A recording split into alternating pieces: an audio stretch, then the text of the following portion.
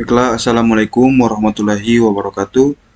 Perkenalkan, nama saya Destito Prasetyo Masri di NPM 0735 23111181. Di sini saya akan menjelaskan profesionalisme dalam bidang IT. Profesionalisme di bidang IT ini menggabungkan keahlian teknis, etika, dan sikap kerja yang sesuai standar industri.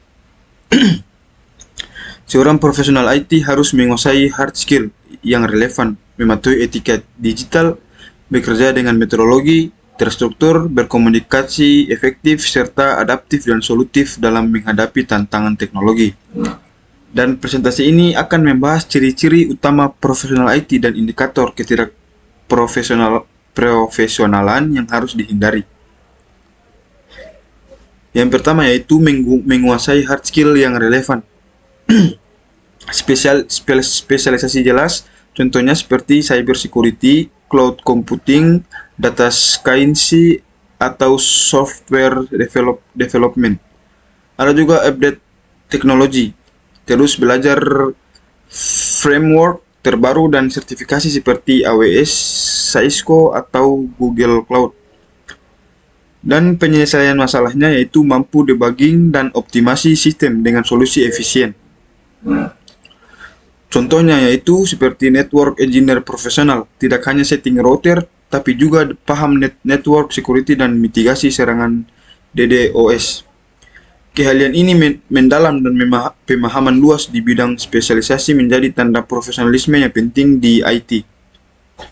Dan kedua yaitu mematuhi etika dan keamanan digital, seperti menjaga kerahasiaan data, taat pada regulasi seperti GPR dan UU PDP untuk melindungi data pengguna. Etika akses sistem, tidak menyalahgunakan akses seperti hacking tanpa izin atau manipulasi sistem. Ada juga open source compliance, menghargai lisensi software dan menghindari plagiarisme kode. Contohnya yaitu seperti developer tidak profesional, memasang backdoor di aplikasi untuk mencuri data pengguna, dan perilaku ini merusak kepercayaan dan integritas profesional IT. Yang ketiga yaitu bekerja dengan metodologi terstruktur, seperti best practice, menggunakan clean code, agile atau Scrum, dan DevOps. Ada juga dokumentasi rapi, menjadi dokumentasi kode, infrastruktur, dan laporan proyek secara teratur. Ada juga testing dan QA ketat, tidak ada deploy tanpa uji keamanan dan kualitas. Contohnya seperti tim IT yang menerapkan CI dan CD pipeline, memastikan update aplikasi berjalan lancar dan minim bug, meningkatkan kualitas dan kecepatan pengembangan. Dan yang keempat yaitu komunikasi efektif untuk non-teknis, seperti bahasa sederhana. Bahasa sederhana itu mampu menjelaskan masalah teknis dengan bahasa yang mudah dipahami klien dan manajemen. Ada juga kolaborasi lintas divisi, bekerja sama dengan tim marketing dan atau departemen lain untuk memahami data dan teknologi. Berikutnya juga contoh skill, sysadmin yang mampu laporan downtime server dalam bahasa bisnis, bukan istilah teknis.